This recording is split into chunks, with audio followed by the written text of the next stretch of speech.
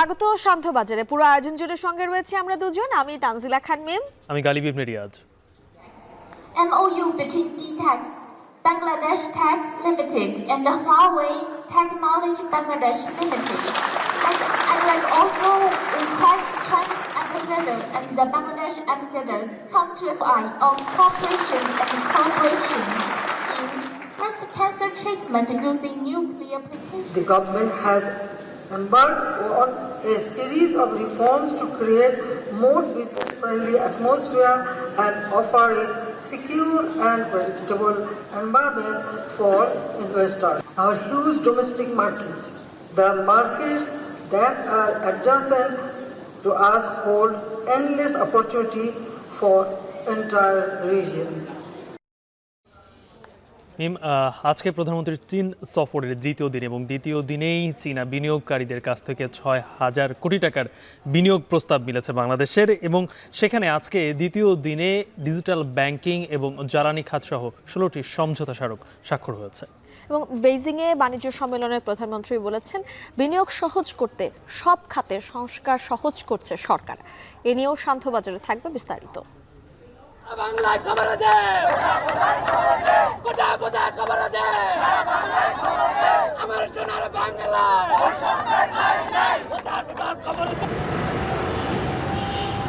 আমরা মনে করি যে এই কোটা পদ্ধতির সংস্কার হওয়া দরকার। আমরা যে আদেশটা চাচ্ছি যে এই অবস্থায় হাইকোর্ট ডিভিশনের আদেশটি অ্যাপিলেট ডিভিশন কর্তৃক জাস্টিফাই না হওয়া পর্যন্ত আমরা একটা স্থগিতাদেশ চেয়েছি আজকে। তারা যদি পক্ষভুক্ত হয়ে তাদের বক্তব্য উপস্থাপন করেন, অবশ্যই আপিল বিভাগ সকল পক্ষ শুনবেন এবং সকল পক্ষ শুনে আপিল বিভাগ একটা ন্যায় বিচার করবেন। এটাই আমাদের আশা এবং আমার মনে হয় সেটাই হবে। কোটা বিরোধী আন্দোলন তো চলছেই এবং অবশেষে আগামীকাল এর শুনানি হবে, এবং একদল শিক্ষার্থীর আবেদনের প্রেক্ষিতে আজকে বিশেষ চেম্বার আদালত এই সিদ্ধান্ত নিয়েছে। এদিকে আইনমন্ত্রী বলেছেন আন্দোলনরত শিক্ষার্থীরা আপিলে অন্তর্ভুক্ত হয়ে সঠিক সিদ্ধান্ত নিয়েছেন। শান্তবাজারে এ নিয়েও থাকছে প্রতিবেদন, তবে শুরুতে আমরা জানাবো প্রধানমন্ত্রীর চীন সফরের খবর।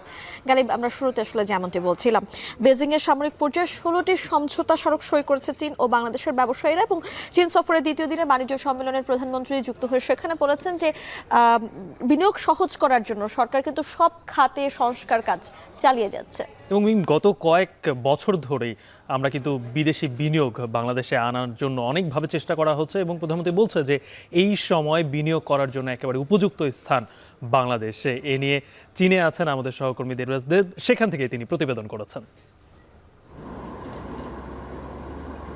দক্ষিণ এশিয়ার বাণিজ্যিক কেন্দ্র হিসেবে বিগত দশক ধরেই বাংলাদেশ নিজেকে প্রতিষ্ঠিত করতে চেষ্টা অব্যাহত রেখেছে। বিশ্বের বিভিন্ন প্রান্তে বিনিয়োগ সম্ভাবনাময় দেশ হিসেবে ব্র্যান্ডিংয়ে জোর দিচ্ছে সরকার।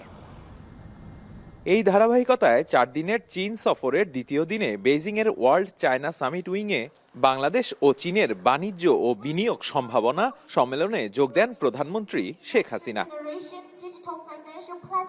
সম্মেলনে চীন ও বাংলাদেশি ব্যবসায়ী নেতারা তাদের নানা সম্ভাবনা ও প্রতিবন্ধকতার কথা তুলে ধরেন। এরপরেই প্রধানমন্ত্রী তার বক্তব্যে বাংলাদেশকে বিনিয়োগের সবচেয়ে আকর্ষণীয় স্থান হিসেবে তুলে ধরেন। এ সময় তিনি বলেন, বিনিয়োগ বান্ধব পরিবেশ করতে সরকার সম্ভাব্য সকল খাতে সংস্কার করে যাচ্ছে।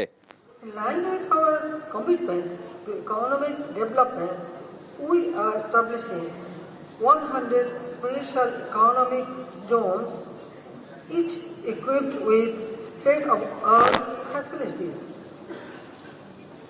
Additionally, we are developing 5 country-specific economic zones to foster closer economic ties with key partner nations. Moreover, the government has undertaken significant measures to enhance the ease of doing business. বাংলাদেশের পুঁজিবাজার সহ আর্থিক খাতে চীনা বিনিয়োগকারীদের আহ্বান জানান সরকার প্রধান। দুদেশের ব্যবসায়ীদের অংশীদারিত্বের ভিত্তিতে ব্যবসায়িক উদ্যোগ নেওয়ারও তাগিদ দেন তিনি। We encourage Chinese companies to form joint ventures with Bangladeshi firms. This collaboration will facilitate technology transfer, skill development, and market access for both parties. আমি একটু বাংলায় বলতে চাই, আমার সাথে অনেক বাঙালি ইনভেস্টর আছেন। একটা বিশাল বিজনেস ডেলিগেশন নিয়ে আমি এসেছি। আপনারা কিন্তু এখানে আপনাদের পার্টনার খুঁজে দিতে পারেন। আমার সেটা সব থেকে ভালো হবে, একসাথে মানে প্রাইভেট সেক্টর আরও বেশি ইনভেস্টমেন্ট করতে। কাজে আমি যারা এসছেন তারা কিন্তু এই কাজটাই করবে, সেটা আমি চাই। প্রধানমন্ত্রীর বক্তব্য শেষে তার উপস্থিতিতে 16টি সমঝোতা স্মারক স্বাক্ষর হয় বেসরকারি খাতে। এর মধ্যে জ্বালানি, প্রযুক্তি ও আর্থিক খাতে বেশ কয়েকটি সমঝোতাও ছিল। Material technology. চীনের বিশ্ব বাণিজ্য কেন্দ্রের এখানেই প্রধানমন্ত্রী শেখ হাসিনা চীনা বিনিয়োগকারীদের বাংলাদেশে বিনিয়োগ বাড়াতে আহ্বান জানান।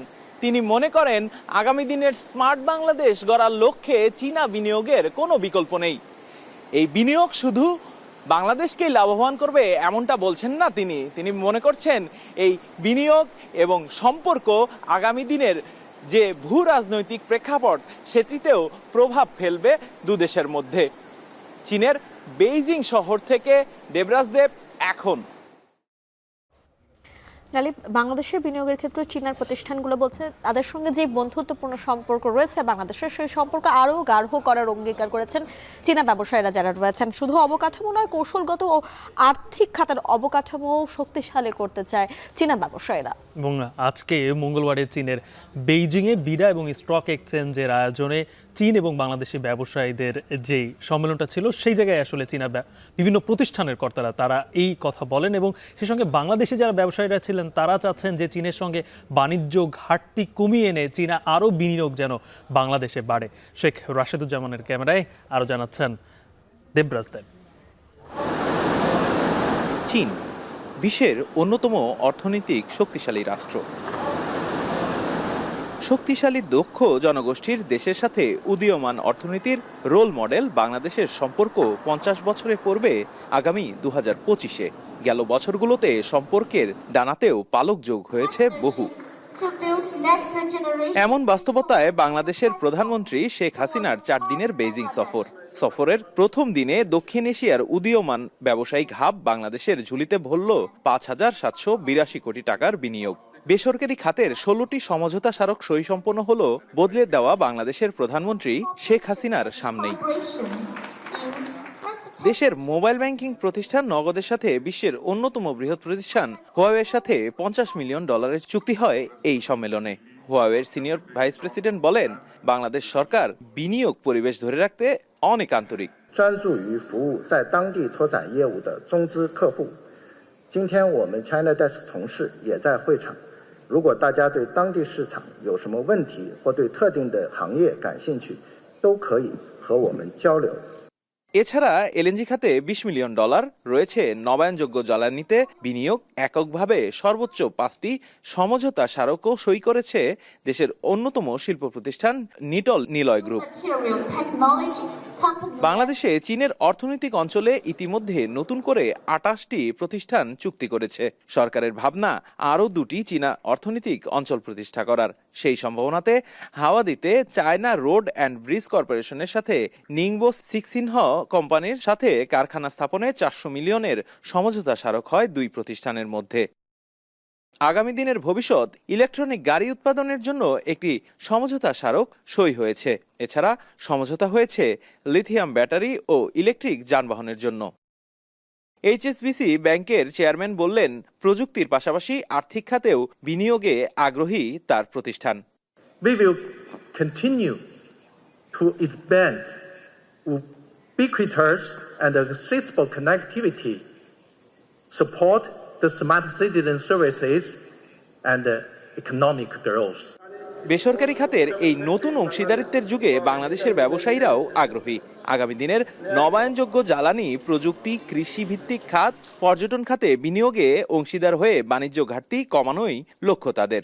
তেমন কোনো বড় প্রতিবন্ধকতা আছে, কখনো কখনো দেখা যায় হয়তো মানে জিও পলিটিক্যালি আমরা ফেভারিজম পাই, আবার কখনো কখনো একটু ঝামেলা হয়, তো সেটা আসলে ভিন্ন বিষয়। কিন্তু আস্তে আস্তে তো বাংলাদেশ অনেক বেশি ওভারকাম করেছে, তো সেই ক্ষেত্রে প্রাইভেট সেক্টরের ইনভেস্টমেন্টটা বাড়বে। বাঙালি যারা অনেকদিন থেকে এখানে আছে, এরকম কিছু লোকজনের সাথে পরিচয় হয়েছে। তো তাদের মাধ্যমে কিছু কথাবার্তা এগিয়েছে। কিছু প্রোডাক্ট আছে যেটা আসলে বাজার নির্ভর না, আগামী অর্থ বছরের ভেতরেই এখান থেকে আমরা ভালো সুফল পাওয়া শুরু করব। ভারতে আমাদের পণ্য যেভাবে যায়, চীনে আমাদের বর্তমানে তার বোধহয় 1/10 যাচ্ছে না। সো আমার মনে হয় যে আমরা যদি আরো চীনকে জানার চেষ্টা করি, চীনের ব্যবসায়িক পরিমণ্ডল সম্পর্কে জানার চেষ্টা করি, অবশ্যই আমরা জানবো এবং ব্যবসা ব্যাপকভাবে সম্প্রসারিত হবে। বাংলাদেশ এবং চায়নার যে স্বল্প দূরত্ব 4 ঘন্টার ফ্লাইট, এখানে যদি আমরা আরো সময় দেই, আরো ফ্রেইটার এবং প্যাসেঞ্জার ফ্লাইট নামাই, there is lot of opportunity। সম্মেলনে চীন সরকারের পক্ষ থেকে যোগ দেয় বাংলাদেশের চীনা রাষ্ট্রদূত। বললেন, বাংলাদেশ চীন সবচেয়ে সেরা সময়ে রয়েছে। আগামীর স্মার্ট বাংলাদেশ নির্মাণে চীনের বন্ধুত্বের হাত সবসময় শক্ত থাকবে বলে জানান তিনি।也为孟加拉人民带来了实实在在的福祉。当前，在哈希纳总理的英明领导下，孟加拉国政治稳定、政策连续、经济发展。ব্যবসায়ীরা মনে করছেন এই সফর দেশের বেসরকারি খাতের জন্য সম্ভাবনার পরিপূর্ণ আলো, যে আলোতে আঞ্চলিক ব্যবসায় নেতা হবে বাংলাদেশ। শুধু সরকারের মধ্যে নয়, বরঞ্চ বেসরকারি খাতেও অংশীদারিত্বের তাগিদ দিলেন প্রধানমন্ত্রী শেখ হাসিনা। যে তাগিদ অনুযায়ী দুদেশের ব্যবসায়ীরা আগামী দিনের ভবিষ্যৎ গড়তে নিজেদের মধ্যে অঙ্গীকারবদ্ধ হচ্ছে নানা রকম ব্যবসায়িক প্রতিশ্রুতি নিয়ে, যা শুধু বাংলাদেশকে লাভবান করবে এমনটাই নয়, বরঞ্চ দক্ষিণ এশিয়া থেকে শুরু করে এই অঞ্চলের অর্থনৈতিক কাঠামোকে আরো শক্তিশালী করবে বলেই মনে করছেন বিশ্লেষকরা। চীনের বেইজিং শহর থেকে দেবরাজ দেব, এখন। গালিব, প্রধানমন্ত্রী চীন সফরের আরো তথ্য আমরা জানবো, সে বিষয়ে জানার জন্য আমাদের সহকর্মী মাঝার মাহবুবকে স্টুডিওতে ডেকে নিচ্ছি। মাঝার, আমরা আসলে প্রতিবেদনে দেখছিলাম, দেবরাজ দেবের প্রতিবেদনে প্রধানমন্ত্রীর যে সফর এবং সেই সফরের সমঝোতা স্মারক সই হয়েছে দেখছিলাম। সেই বিষয়ে আপনার কাছ থেকে বিস্তারিত জানতে চাই, কোন কোন ইস্যুতে বাংলাদেশ ও চীনের মধ্যে সমঝোতা স্মারক সই হয়েছে এবং এতে করে আসলে বাংলাদেশ কিভাবে লাভবান হতে পারে? আমি আগেই বলে নিচ্ছি যে 2023 সালে ওয়াশিংটনের একটি সংস্থার গবেষণা বলছে যে বাংলাদেশে চীনের বিনিয়োগ আছে $7 বিলিয়ন বেশি। তো চতুর্থবারের মতো ক্ষমতায় এসে প্রধানমন্ত্রী শেখ হাসিনা কিন্তু চীনের রাষ্ট্রীয় সফর করছেন এবং 4 দিন সেখানে থাকার একটা পরিকল্পনা রয়েছে। এর মধ্যে আজকে দুই দেশের ব্যবসায়ীদের সঙ্গে বসেছিলেন, এক দেশের পক্ষ আরেক দেশের পক্ষের সঙ্গে। তো সেই সময় প্রধানমন্ত্রীর সামনে 16টি সমঝোতা স্মারক স্বাক্ষরিত হয়েছে। এর মধ্যে প্রায় 6,000 কোটি টাকা চীনের বিভিন্ন কোম্পানি বাংলাদেশের বিভিন্ন কোম্পানির সঙ্গে সম্পর্ক এবং অর্থনৈতিক বিনিয়োগ সবকিছু মিলেই তারা বিনিয়োগ করবে 6,000 কোটি টাকার মতো। এর মধ্যে শুধুমাত্র একটি কোম্পানিতেই, বড় একটি কোম্পানিতেই $400 মিলিয়ন কিন্তু তারা সমঝোতা চুক্তিতে তারা স্বাক্ষর করেছে। এছাড়াও আমরা দেখব যে এই ব্যাপারে বিস্তারিত তথ্য যে প্রধানমন্ত্রী কিন্তু চীনের যারা ব্যবসায়ী রয়েছেন তাদেরকে বিনিয়োগ আকর্ষণ করার জন্য বেশ কিছু পদক্ষেপ বাংলাদেশে নেওয়া হচ্ছে। ব্যবসায়ীদের সুবিধার জন্য বাংলাদেশে ব্যবসা বান্ধব করার জন্য যেই ধরনের পদক্ষেপ নেওয়া হচ্ছে সেগুলোও কিন্তু প্রধানমন্ত্রী তাদেরকে জানিয়েছেন এবং বলা হচ্ছিল একটি প্রস্তাবনা বা তাদের সামনে তুলে ধরা, লোভনীয় করে তোলা যে বাংলাদেশে বিনিয়োগের জন্য যথেষ্ট জায়গা রয়েছে এবং বাংলাদেশের জনশক্তি রয়েছে। সব কিছু মিলিয়ে চীনের যে সমস্ত কোম্পানি বাংলাদেশে বিনিয়োগ করতে আগ্রহী হয় তাদের জন্য আসলে যে বাংলাদেশে ব্যবসা বান্ধব পরিবেশ তৈরি হচ্ছে সেটি কিন্তু আপনি বলছিলেন আপনার কাছে কিছু তথ্য রয়েছে, সেই তথ্যগুলো যদি একটু আমরা দেখে নিতে চাই। আমরা যদি একটু স্ক্রিনে দেখতে চাই যে প্রধানমন্ত্রী মূলত ব্যবসায়ীদেরকে কোন কোন বিষয় বলেছেন যে বিনিয়োগ সহজ করতে প্রয়োজনীয় সংস্কার করা হচ্ছে, সব ধরনের জটিলতা নিরসন করা হচ্ছে, স্মার্ট বাংলাদেশ গড়তে চীনের সহযোগিতা জরুরি। অর্থাৎ চীনকে আশ্বস্ত করেছেন যে বাংলাদেশের যে স্মার্ট হওয়ার যে লক্ষ্য সেইখানে তাদের যে আসলে সঙ্গী হিসেবে চায় সেই বিষয়টা কিন্তু প্রধানমন্ত্রী তাদেরকে জানিয়েছেন। ব্যবসা বান্ধব 100টি অর্থনৈতিক অঞ্চল করা হচ্ছে, সেখানে প্রধানমন্ত্রী চাচ্ছেন যে চীনের ব্যবসায়ীরা সেখানে যেন বিনিয়োগ করে। পুঁজিবাজারে এই পর্যন্ত 2023 সালে একটি মাত্র কোম্পানি বাংলাদেশে বিনিয়োগ করেছে চীনের, সেই জায়গাতে প্রধানমন্ত্রী চাচ্ছেন যে আরও বেশি যেন কোম্পানি আকৃষ্ট হয়ে বাংলাদেশে পুঁজিবাজারে বিনিয়োগ করে। অপরদিকে দুই দেশের ব্যবসায়ীদের একসঙ্গে কাজ করার আহ্বান, অর্থাৎ দুই দেশের ব্যবসায়ীরা যেহেতু একসঙ্গে আজকে এক টেবিলে বসেছে সেই জায়গাতে দুই দেশের ব্যবসায়ীদেরকে সামনে বসিয়ে প্রধানমন্ত্রী একসঙ্গে কাজ করবার করবার জন্য কিন্তু আহ্বান করেছেন। অপরদিকে 16টি কোম্পানি কিন্তু চীন এবং বাংলাদেশের সঙ্গে সমঝোতা স্মারক স্বাক্ষরিত হয়েছে। ডিজিটাল প্ল্যাটফর্ম নগদ এবং হুয়াওয়ে, দুই দেশের এই কোম্পানি যাতে একসঙ্গে ডিজিটাল প্ল্যাটফর্মে কাজ করতে পারে, সেখানে কিন্তু $5 মিলিয়ন চীন এই হুয়াওয়ে বিনিয়োগ করবে। অপরদিকে ক্যাপিটাল মার্কেটে বিনিয়োগ করবে ডেক্স বাংলাদেশের সঙ্গে হুয়াওয়ে কিন্তু এখানে $20 মিলিয়ন তারা বিনিয়োগ করবে। অপরদিকে মোংলা ইকোনমিক জোনে কিন্তু দেশবন্ধু গ্রুপের সঙ্গে কাজ করবে চীনা কেমিক্যাল একটি কোম্পানি। তারা $400 মিলিয়ন শুধুমাত্র এই একটি কোম্পানি কিন্তু দেশবন্ধু গ্রুপের সঙ্গে তারা কাজ করবে। এছাড়াও আরও বেশ কিছু খাতে চীনের ব্যবসায়ীরা যেই সমস্ত বিষয়ে আলোচনাও হয়েছে এবং স্মারকও হয়েছে, যদিও তারা কত অর্থ বিনিয়োগ করবে সেটি নির্দিষ্ট করে জানায়নি। বৈদ্যুতিক গাড়ি উৎপাদন, অর্থাৎ চীন কিন্তু এই ক্ষেত্রে যথেষ্ট এগিয়ে। সেই জায়গাতে বাংলাদেশে কিভাবে বৈদ্যুতিক গাড়ি উৎপাদন করা যায় এবং এই বিষয়টি কিন্তু সরকারও চাচ্ছে যে বাংলাদেশে জ্বালানির জায়গাটিতে আরেকটু নিরাপত্তা জোরদার করবার জন্য বৈদ্যুতিক গাড়ির আমদানি বা তৈরি বাড়ানোর জন্য কিন্তু কাজ করা। সেই জায়গাতে চীন সহযোগিতা করবে। নবায়নযোগ্য জ্বালানি একটি কোম্পানির সঙ্গে হোসিং সিলিকন চীনের একটি কোম্পানি চুক্তি করেছে বিলিয়ন 10 কমিউনিকেশনের সঙ্গে। লুব্রিকেন্ট তেল রিফাইনিং বাংলাদেশে হবে এবং সেটি বিলিয়ন 10 কমিউনিকেশনের সঙ্গে জোহেং হিকি চীনের একটি কোম্পানি তারা চুক্তি করেছে।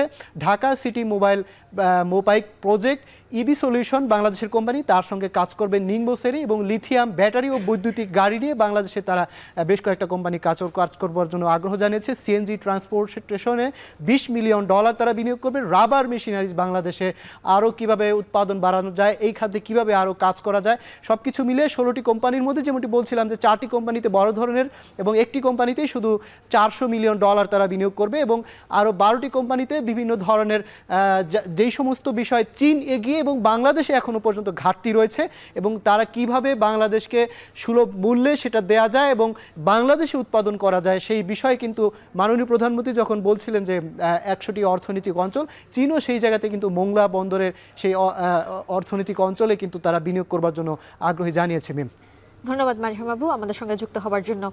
আপনাকে ধন্যবাদ।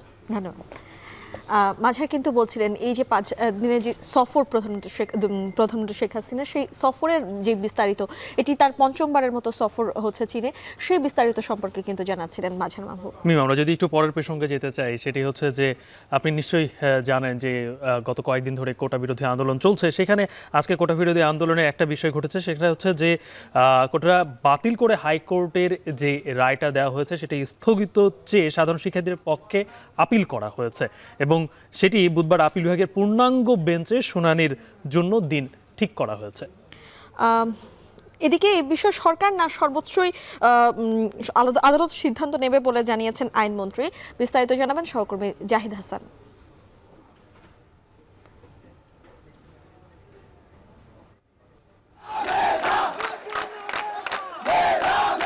আন্দোলনের মুখে 2018 সালের 4 অক্টোবর সরকারি চাকরিতে মুক্তিযোদ্ধার কোটা সহ 56% কোটা বাতিল করা হয়। এই আদেশের বিরুদ্ধে কয়েকজন মুক্তিযোদ্ধার সন্তান হাইকোর্টে 2021 সালে রিট করেন।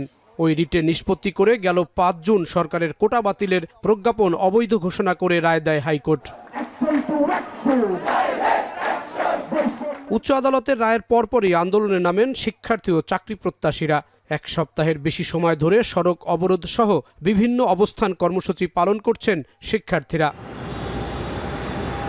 এদিকে হাইকোর্টের রায়ের বিরুদ্ধে আপিল করেছে সরকার, সেটির শুনানির অপেক্ষায় রয়েছে। সোমবার অ্যাটর্নি জেনারেল জানিয়েছেন হাইকোর্টের পূর্ণাঙ্গ রায় হাতে পাওয়া মাত্র আপিল শুনানি করা হবে। ওটা নিয়ে যেহেতু এটা বিচারাধীন বিষয় এবং আমি সরকারের পক্ষ থেকে এই মামলাটা করেছি, আমি এই বিষয়ে কিছু বলতে চাচ্ছি না, আমরা রায়টা পেয়ে নেই। এমন প্রেক্ষাপটেই সাধারণ শিক্ষার্থীদের পক্ষে চেম্বার আদালতে আবেদন করা হয়েছে। মঙ্গলবার বিশেষ চেম্বার আদালতের বিচারপতি আশফাকুল ইসলাম আবেদন আমলে নিয়ে শুনানির জন্য আপিল বিভাগের পূর্ণাঙ্গ বেঞ্চে পাঠিয়ে দিয়েছেন। আমরা সাধারণ ছাত্রছাত্রীদের পক্ষে আমরা মনে করি যে এই কোটা পদ্ধতির সংস্কার হওয়া দরকার। সেই ক্ষেত্রে হাইকোর্ট ডিভিশন যে আদেশ দিয়েছে, হাইকোর্ট ডিভিশনের সেই আদেশটি অ্যাপিলেট ডিভিশন অবশ্যই দেখবেন, যেহেতু আপিল ফাইল করা হয়েছে। আমরা যে আদেশটা চাচ্ছি যে এই অবস্থায় হাইকোর্ট ডিভিশনের আদেশটি অ্যাপিলেট ডিভিশন কর্তৃক জাস্টিফাই না হওয়া পর্যন্ত আমরা একটা স্থগিতাদেশ চেয়েছি আজকে। অনারেবল জাজ ইন চেম্বার আগামীকালকে এটা ফিক্স করেছে। সরকারের অবস্থানের ব্যাপারে এখানে তো এদিকে সচিবালয় আইনমন্ত্রী সাংবাদিকদের জানান, সরকার না কোটার বিষয়ে সিদ্ধান্ত নেবে সর্বোচ্চ আদালত। ঘটনা ঘটছে আদালতে। যদি রাজপথে এখানে আন্দোলন করে বা চেঁচামেচি করে বা বকাবাদ্য করে এটার কিন্তু নিরসন হবে না।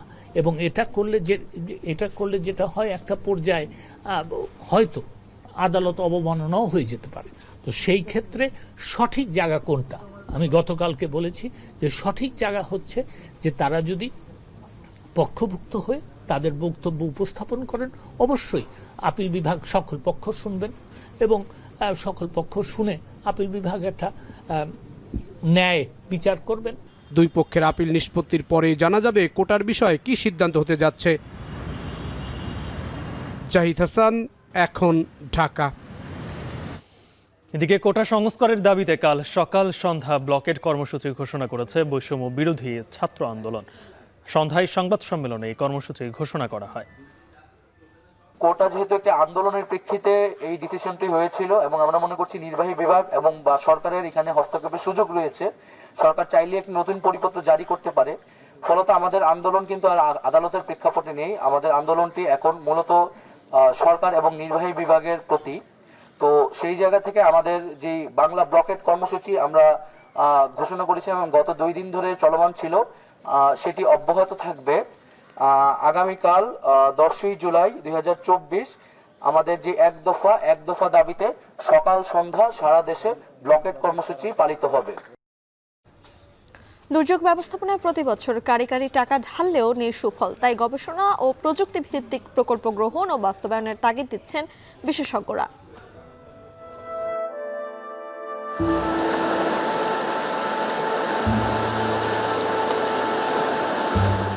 আমরার অবস্থা কেন ভয়াবহ, আমরার বাড়িঘর যা আছে সব পানির তলে। বন্যার পরে যে ক্ষতি হয় আসলে এগুলি কভার হয় না। এলাকায় পানি উঠতেছে, বিভিন্ন জায়গায় ভাঙতেছে, মানুষের ক্ষতিগ্রস্ত হচ্ছে। খনন কাজটা দ্রুত কেন শুরু করতেছে না কেন? বালুকে কিংবা পলিকে সরিয়ে পানি যে গতিতে চলে তখন কিন্তু আর তলদেশের পলিটা সরে যায় না, তখন তলদেশের পলিটা ঠিক থাকে, আবার ভাঙনটা তীব্র হয়। ট্রেডিশনাল ঘরবাড়ি দিয়ে কিন্তু এখানে আর হবে না, আমাদেরকে যেতে হবে সাস্টেনেবল ঘরবাড়ি। দুর্যোগের যে ক্ষয়ক্ষতি হতে পারে এটার পরিমাণ হ্রাস করার লক্ষ্যে কাজ করবে। দুর্যোগটা হচ্ছে যুদ্ধকালীন সময়ের কাছাকাছি, কিন্তু স্বাভাবিক সময় শান্তি পিরিয়ডে এখন থেকে তো পরিকল্পনা হবে। শান্তবাজারে নিচ্ছে একটা বিরতি, ফিরছি দুর্যোগ ব্যবস্থাপনার খবর নিয়ে।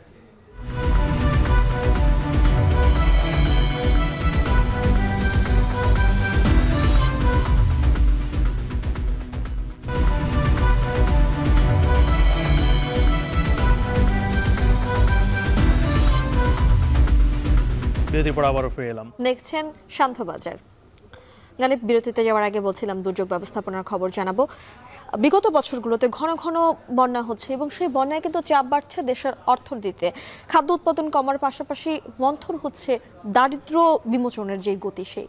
কিন্তু এর বিপরীতে রাষ্ট্রের যে ব্যবস্থাপনা তাতেও আসলে প্রতিকার মিলছে না দুর্গত কিংবা ক্ষতিগ্রস্ত এলাকার মানুষের, যে কারণে বিশ্লেষকরা বলছেন এখন সময় উপযোগী ব্যবস্থাপনা কিংবা পরিকল্পনা দরকার এই জায়গায়।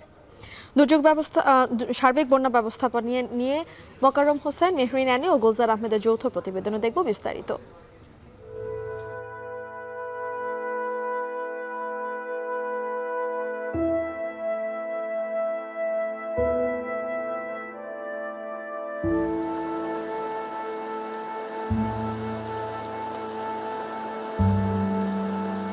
নদীমাতৃক এই বাংলাদেশের ভৌগোলিক অবস্থান এবং আবহাওয়াজনিত কারণে প্রতি বছর অসংখ্য ছোট বড় বন্যায় আক্রান্ত হচ্ছে। দেশের আর্থসামাজিক প্রেক্ষাপট এবং সময়ে সময়ে বন্যার রূপ পরিবর্তিত হওয়ায় এবং স্থায়িত্ব স্বাভাবিকের তুলনায় বেশি হওয়ায় প্রতিনিয়ত ক্ষতি বাড়ছে। কিন্তু এই বন্যায় যে পরিমাণ ক্ষতি হচ্ছে তার বিপরীতে বন্যার ব্যবস্থাপনা আসলে কতটুকু, সেই প্রশ্নের উত্তর মেলাবো আজ।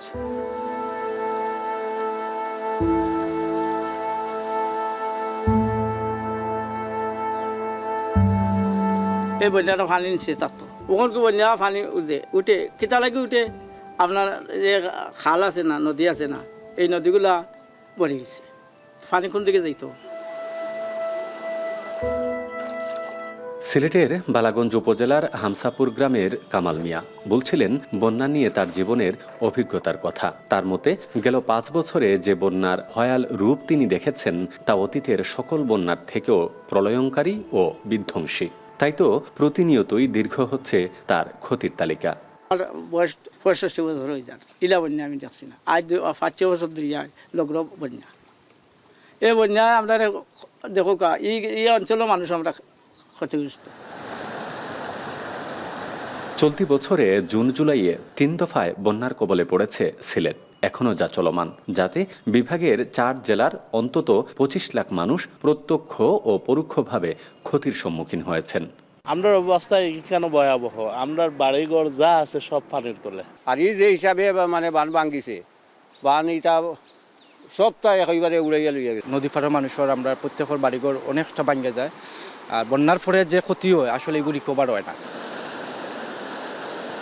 পরিসংখ্যান বলছে সিলেটে 1998 সালের পর বন্যা ছিল 2004 সালে। তারপর ধারাবাহিকভাবে এই 20 বছরে ছোট বড় 10টি বন্যা মোকাবেলা করতে হয়েছে উত্তর পূর্বাঞ্চলের মানুষকে। প্লাবনভূমির মানুষের যখন বন্যা সঙ্গী, তখন বন্যা ব্যবস্থাপনায় কৌশল মূলত বাঁধ নির্মাণ। বছর বছর বাঁধ দিয়েও বন্যার পানি ঠেকানো কঠিন চ্যালেঞ্জ হয়ে পড়ে। অন্যদিকে প্রকৃতির উপর কোনো হাত যেখানে থাকে না, চেরাপুঞ্জিতে বৃষ্টি বেশি হবে কিনা, উজানের পানি কতটুকু নামবে জানা কি সম্ভব? বিশেষজ্ঞরা বলছেন এ অঞ্চলের দেশগুলোর সঙ্গে সমন্বয় করা জরুরি। এছাড়া প্রাকৃতিক বিপর্যয় মোকাবেলায় গবেষণা ভিত্তিক প্রকল্প গ্রহণ ও বাস্তবায়নের তাগিদ দেন তারা। ভারতকে কিন্তু এতে আমাদেরকে সম্পৃক্ত করতে হবে, আদারওয়াইজ কিন্তু এটা সফল হবে না, কারণ সবগুলো পানি কিন্তু ওখান থেকে আসছে। সুতরাং বন্যাপ্রবণ এলাকায় আমাদের ঘরবাড়িগুলো কেমন হবে? ট্রেডিশনাল ঘরবাড়ি দিয়ে কিন্তু এখানে আর হবে না, আমাদেরকে যেতে হবে সাস্টেনেবল ঘরবাড়িতে। কৃষি ডায়েরির তথ্যমতে 1,48,000 বর্গ কিলোমিটার আয়তনের এই বাংলাদেশে প্রায় 1 লাখ বর্গ কিলোমিটার এলাকা প্লাবনভূমি। বন্যার কারণে পলি পড়ে এসব জমি ক্রমশ উঁচু হচ্ছে, যা ব্যাহত করছে প্রান্তিক জনপদের স্বাভাবিক জীবন ব্যবস্থা। এমনই একটি অঞ্চল রংপুর। সেই গল্প শুনব সহকর্মী মোকাররম হোসেনের কাছ থেকে। চলতি বছরের জানুয়ারিতে তিস্তা নদীর যে পানিশূন্যতা, সেই প্রতিবেদনে আমরা যেটি দেখিয়েছিলাম বিস্তীর্ণ বালুচর, সেটি ছিল তিস্তার এই মাঝখানের চিত্র। কিন্তু 6 মাসের ব্যবধানে জুনের মাঝামাঝি সময় থেকে উজানের জলের ঢলে তিস্তার এমন টইটুম্বুর অবস্থা। স্থানীয়রা বলছেন বিগত 3 দশক ধরে উজান থেকে নেমে আসা ঢলের পানি আর এখানকার ভাঙনের ফলে জমে যাওয়া পলিতে গর্ভ ভরেছে তিস্তার, যার ফলে এখন অল্প একটু বৃষ্টিতেই তিস্তার এমন আগ্রাসী রূপ। দেশের চতুর্থ বৃহৎ আর বহুরূপী তিস্তা গেল 3 দশকে ক্রমেই যেন অবাধ্য আর বেড়া হয়েছে। মৌসুম ভেদে তার পরিবর্তিত রূপ বিপাকে ফেলেছে স্থানীয়দের। শুষ্ক মৌসুমে তিস্তা পানিশূন্য কঙ্কাল, আর বর্ষায় উজানের ঢলে প্লাবনের রেকর্ড হয় প্রতিনিয়ত। এই এক নদীতেই বিপর্যস্ত উত্তরের প্রতিটি জনপদ। এখানে প্রতি বছরে যেভাবে বন্যা কবলিত হচ্ছে, এলাকায় পানি উঠতেছে, বিভিন্ন জায়গায় ভাঙতেছে, মানুষের ক্ষতিগ্রস্ত হচ্ছে। খনন কাজটা দ্রুত কেন শুরু করতেছে না কেন? এইটা আর কি সরকার কাছে আর কি আমাদের দাবি আর কি। 10টিরও বেশি নদ নদী রংপুর বিভাগের প্রায় 2 কোটি মানুষের আশীর্বাদ ছিল। পরিচর্যা ও সঠিক ব্যবস্থাপনার অভাবে নদীগুলো এখন বয়ে আনে অভিশাপ। রক্ষণাবেক্ষণের উদাসীনতা নদীগুলোকে করে তুলেছে মুমূর্ষ। মৃতপ্রায় অনেক নদীর কারণে বাধাগ্রস্ত জলের অর্থনীতি। নদীগুলো আমরা বিভিন্ন এনভায়রনমেন্টাল ডিসঅর্ডার হচ্ছে আমরা জানি, এজন্য নদীর নাব্যতা হারিয়ে ফেলতেছে। তারপর আমরা দেখতেছি যে তাদের নদী পথের গতিপথগুলো চেঞ্জ হয়ে যাচ্ছে। নদী যেহেতু প্রচুর দুদিকে ভেঙে ভেঙে প্রশস্ত হয়ে গেছে, সেটা একটা বড় অসুবিধা। আবার একসঙ্গে যখন পানি আসে, সেই পানি কিন্তু আর অন্য সময়ে স্বাভাবিক তলদেশের বালুকে কিংবা পলিকে সরিয়ে পানি যে গতিতে চলে, তখন কিন্তু আর তলদেশের পলিটা সরে যায় না, তখন তলদেশের পলিটা ঠিক থাকে, আবার ভাঙনটা তীব্র হয়। অঞ্চলভিত্তিক বন্যা বিশ্লেষণ করলে দেখা যায় পাহাড়ি ঢল, প্লাবনভূমির দক্ষিণ পশ্চিমাঞ্চল, শহরাঞ্চল আর উপকূলের বন্যার ধরন ভিন্ন হলেও প্রতিকার বা প্রতিরোধে অনুসরণ করা হয় একই ব্যবস্থাপনা। বন্যা ব্যবস্থাপনায় আসলে হচ্ছে কি, সেই তথ্য জানাবেন সহকর্মী মেহরি নেনি। প্রতি বছর বর্ষায় দেশের 1/3 জেলায় ডুবে বানের পানিতে। কখনো তা ক্ষণস্থায়ী, আবার কখনো দীর্ঘস্থায়ী। বন্যার পানিতে তলিয়ে যায় ফসলের মাঠ, বাড়িঘর। বাস্তুচ্যুত হয় লাখ লাখ মানুষ। নেমে আসে দুর্ভোগ। কিন্তু এই দুর্ভোগ লাঘবে রাষ্ট্রের ব্যবস্থাপনা কতটুকু কার্যকর? আমাদের দুর্যোগ ব্যবস্থাপনা বিভাগ আছে, তারা নিজেরাই বলছেন দুর্যোগের যে ক্ষয়ক্ষতি হতে পারে এটার পরিমাণ হ্রাস করার লক্ষ্যে কাজ করবেন। দুর্যোগটা হচ্ছে যুদ্ধকালীন সময়ের কাছাকাছি, কিন্তু স্বাভাবিক সময় শান্তি পিরিয়ডে এখন থেকে তো পরিকল্পনা হবে। 1954 সাল থেকে 2024 সাল পর্যন্ত সৃষ্ট বন্যা বিশ্লেষণে দেখা যায় ক্রমেই বাড়ছে বন্যাপীড়িত এলাকা। 25 থেকে বেড়ে এখন আক্রান্ত এলাকা 67% দাঁড়িয়েছে। একই সাথে অর্ধশত বছরে বেড়েছে বন্যা ব্যবস্থাপনা ব্যয়। তবে এসব ব্যয়ে উন্নয়ন প্রকল্প বাস্তবায়নের পর তদারকির অভাবকেই দায়ী করছেন বিশেষজ্ঞরা।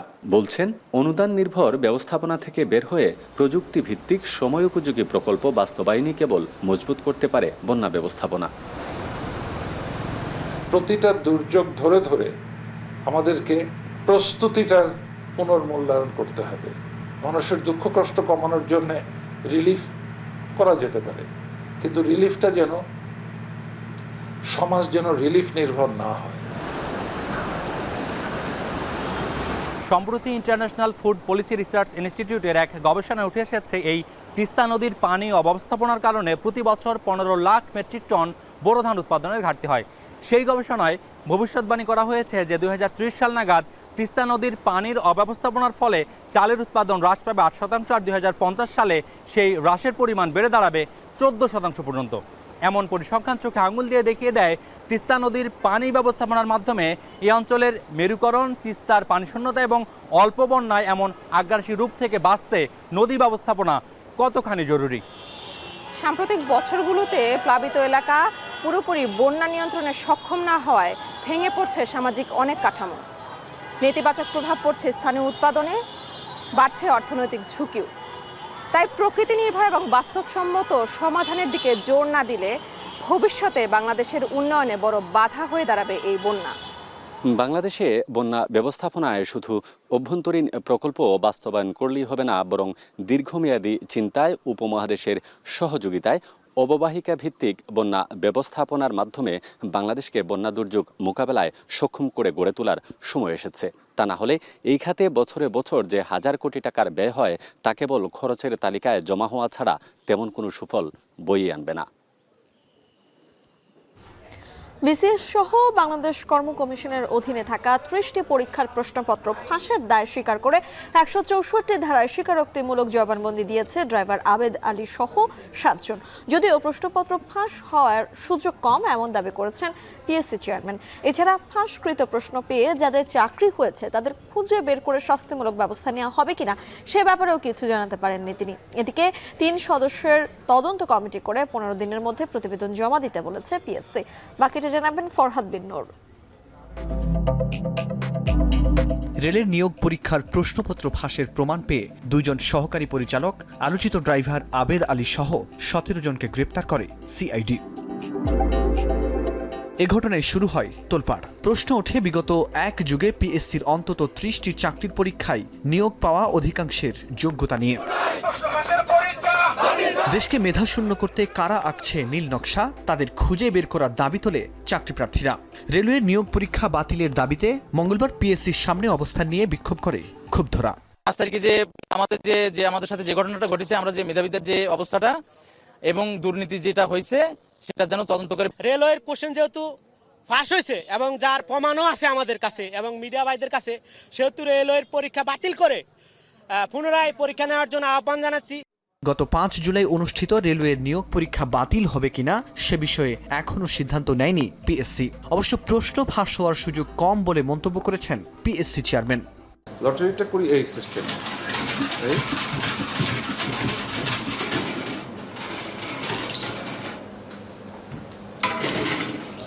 এইটা একমাত্র আল্লাহ ছাড়া লটারির আগে এর যে 3 নাম্বার উঠবে কারো পক্ষে সম্ভব না। এই 3 নাম্বার প্রশ্ন রাত্রে কিভাবে যাবে, গেলে তো চাকরি যেতে হবে। 3 নাম্বার প্রশ্নটা কিভাবে যাবে, যেটা আল্লাহ ছাড়া কারো জানা সম্ভব না, এটা আপনারা বুঝান। আমি ক্লিয়ার? 12 বছর ধরে এই চক্রের ফাঁস করা প্রশ্ন পেয়ে যারা চাকরি পেয়েছেন তাদের ব্যাপারে কর্তৃপক্ষ কি পদক্ষেপ নেবে সে প্রশ্নের জবাবে পিএসসি চেয়ারম্যান বলেন তিনি নিজেই এ ব্যাপারে কি পদক্ষেপ নেবেন তা নিয়ে সন্দিহান। কোনো অপরাধ যদি প্রমাণ হয় এবং সেটি যদি পিএসসির এখতিয়ারভুক্ত হয় তাহলে আইনে যা ব্যবস্থা নেওয়ার বিধান রয়েছে তার সর্বোচ্চ ব্যবস্থা পিএসসি নেবে। আমাদের পরিপূর্ণ বিষয়টি তদন্তের মধ্যে আছে। আমাদের তদন্তের ভিতরে পরিপূর্ণ রিপোর্টটাকেই আমরা দিয়েছি, হুবহু কোড আনকোড করে যে এই বিষয় সম্পর্কিত। এর মধ্যে সিআইডির হাতে গ্রেপ্তার 17 জনকে নিম্ন আদালতে তোলা হয়েছে। এদের মধ্যে 7 জন নিজের দায় স্বীকার করে 164 ধারায় জবানবন্দি দিয়েছে। দায় স্বীকার করে জবানবন্দি দেওয়ার পরও আসামি পক্ষের আইনজীবীদের দাবি প্রশ্নপত্র ফাঁসের সাথে জড়িত নয় আটককৃতরা। অন্যদিকে একই ঘটনার পেছনে আরও কেউ জড়িত থাকলে তাদেরও খুঁজে বের করার দাবি জানিয়েছে রাষ্ট্রপক্ষের আইনজীবী। এটা একটা আমার কাছে মনে হয় পত্রিকা যেহেতু একটা পত্রিকার নিউজ একটা হয়েছে, মিডিয়া একটা নিউজ হয়েছে, একটা মামলা না করলে কেমনে হয়, এই জন্যই একটা আমাদের নিরীহ আসামিগুলোকে ধরে এনে এই মামলা দিয়েছে বলে আমরা মনে করি। আমরা রাষ্ট্রপক্ষ থেকে আরও যুক্তি উপস্থাপন করে বলেছি যে এদেরকে যদি স্বীকারোক্তিমূলক জবানবন্দি নেওয়ার প্রেক্ষিতে আরও যারা জড়িত আছে তাদেরকে গ্রেপ্তার করা হয় তাহলে এই প্রতিষ্ঠানটি তার সুনাম অক্ষুণ্ণ রাখতে পারবে। শুধু পিএসসি নয়, সব ধরনের নিয়োগ পরীক্ষা ত্রুটিমুক্ত করতে দাবি উঠেছে সব মহল থেকেই। ফরহাদ বিন নূর, এখন, ঢাকা। সান্ধ্যবাজার এই পর্যায়ে নিচ্ছে একটা বিরতি, ফিরছি একটু পরে, সঙ্গেই থাকুন।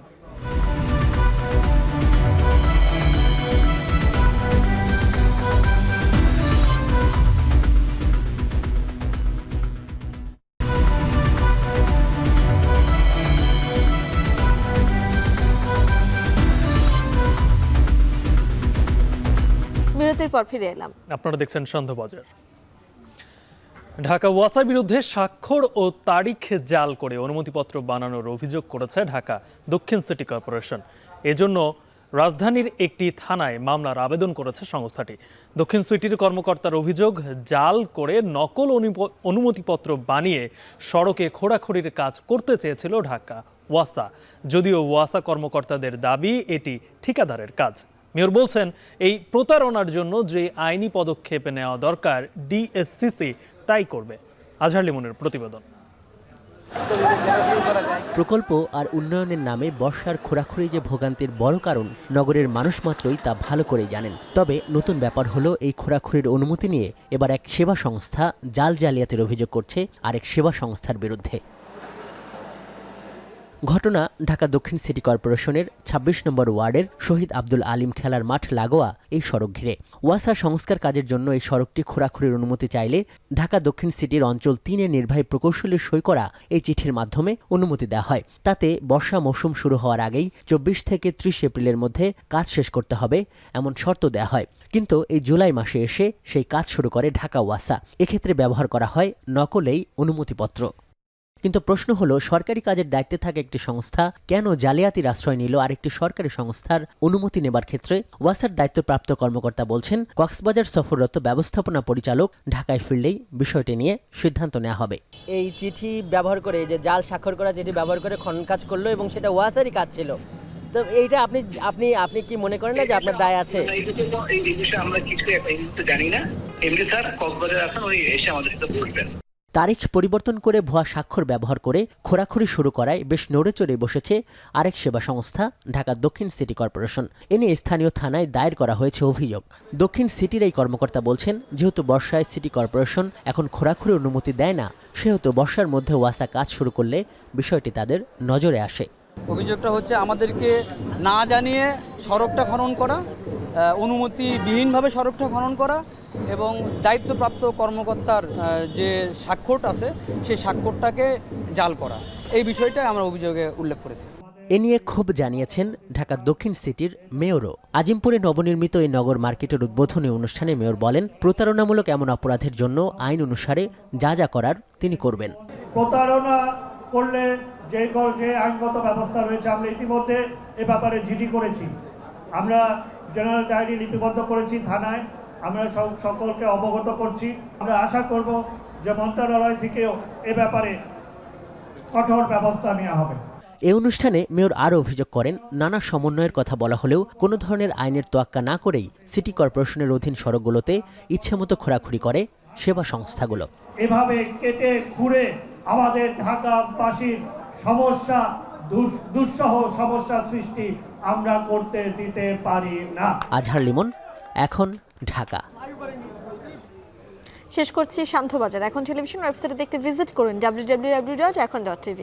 ফেসবুকে চোখ রাখুন facebook.com/tv.ekhon আর ইউটিউবে লাইভ দেখতে ভিজিট করুন youtube.com/c/ekhon tv।